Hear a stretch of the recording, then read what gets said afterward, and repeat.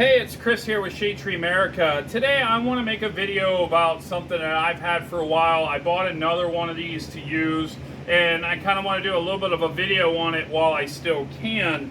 This is the Ryobi one source power inverter. Hooks to your 18 volt setup, your Ryobi platform already. I have not opened this one. I do have one that we use pretty much faithfully all the time. I'm going to open it right now. We're going to bring this one out. I'll show you guys some of the features and everything about this item.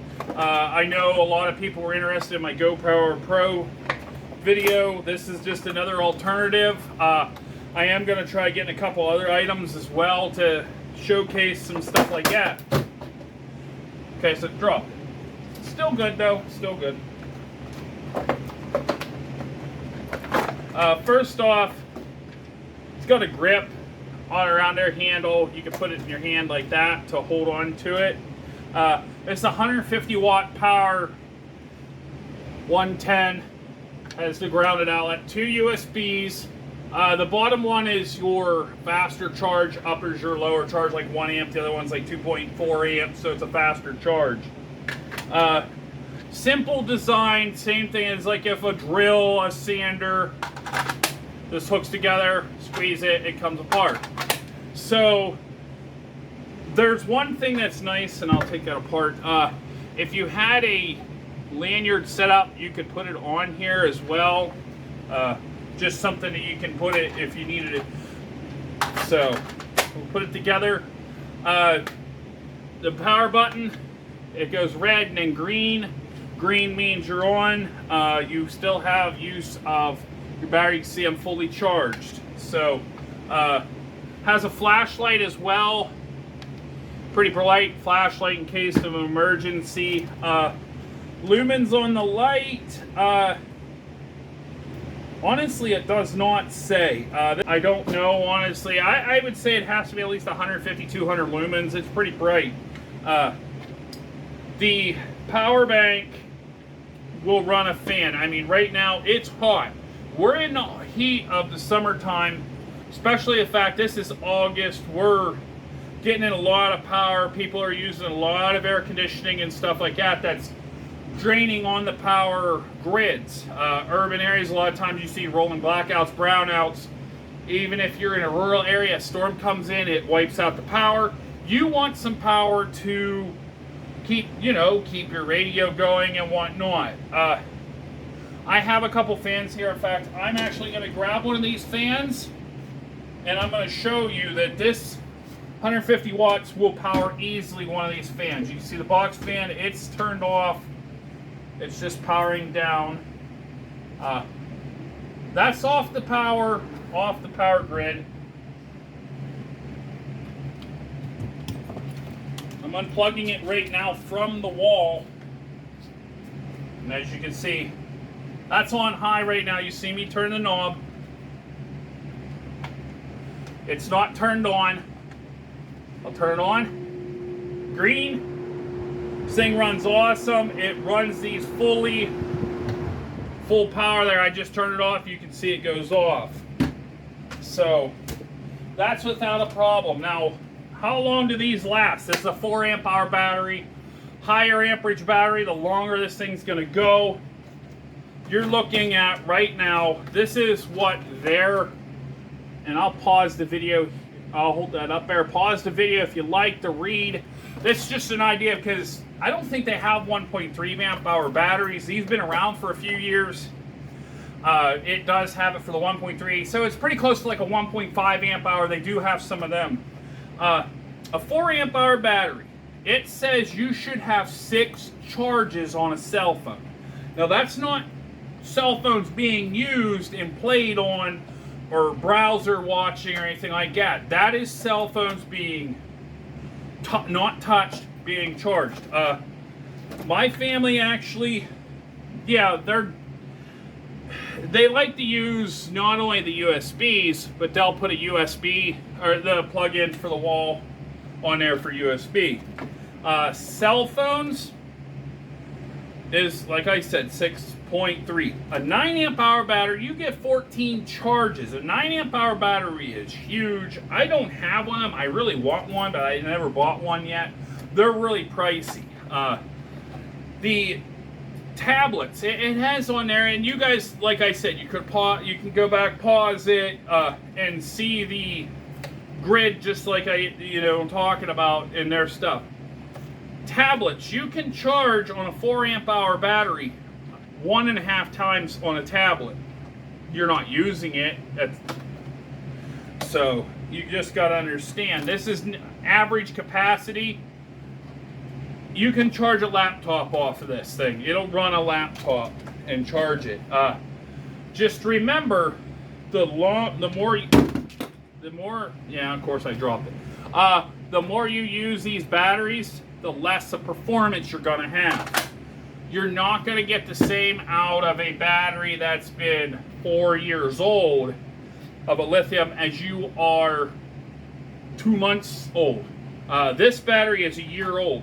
This battery is only 1 year old, and I know it works really well. I've already tried them. I use them a lot. This thing runs really well, 150 watts. That means that you can power, like you've seen, the the fan.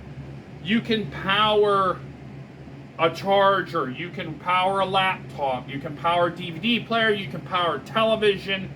You're not going to power refrigerators. You're not going to power angle grinders. You're not going to power high drain items. You're going to power low drain lamps. In case of power outage, you have it hooked up for your lamp. You can run your lamp.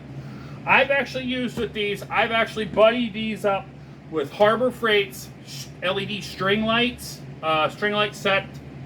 The LED ones, they take 1 watt each. You have 12 lights on a 24-foot string.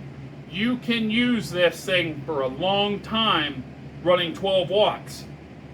This is just an estimate. There are calculators out there, and if I can, I'll link one down the bottom that you can find out. A lot of times the best idea is either you can get a kilowatt measurement machine on Harbor Freight to find out what the actual item is and what it's coming out, or you can always go and check it out online. What the online says, these Lasco fans, like you guys seen, like this fan here, it's supposed to pull 83 watts. 83 watts is almost half of what this is supposed to do. So that would be one of those things that you plug into the calculator and stuff. I don't honestly know where there is one online. If I find one, like I said, I'll link it down below. You guys can check it out, find out what it would be. One thing we are going to do, and I'm going to try this because I'm curious of this, I'm going to grab a vacuum cleaner and I'm going to try powering this with a vacuum cleaner. Yeah, a lot, they do make cordless or vacuum cleaners and stuff like that, shop vacs for your car, wet dry vacs. But just for curiosity, let's try it. So this is the Bissell vacuum I bought for the house. It's a power lifter swivel pet fur. Runs about $120 on, with Walmart here. So we're gonna plug it in. Light screen. You can hear it, and that's actually a good thing to show. If you overload this circuit, this isn't gonna run. That's what happens when you overload a circuit. Turns red, it's like a breaker box setup. It shuts itself down. So that's a good example of when you're gonna have too much onto that system.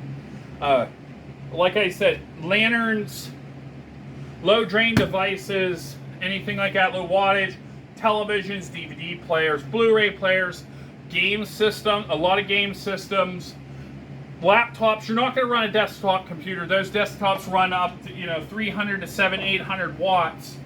You're not going to run that. You're not going to run a microwave. You're not going to run a griddle. You're not going to run a refrigerator. This is for emergencies or handy, like a portable power bank. What's nice about this is if this battery goes junk, you don't have to throw the whole thing away. You can charge this, throw it on charger, grab another battery, bam, you're back in.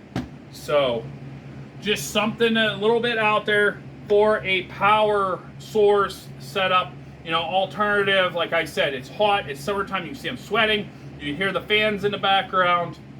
This is something that is really good for emergency situation. I think they run like $60. Unfortunately, we're already past the Ryobi days.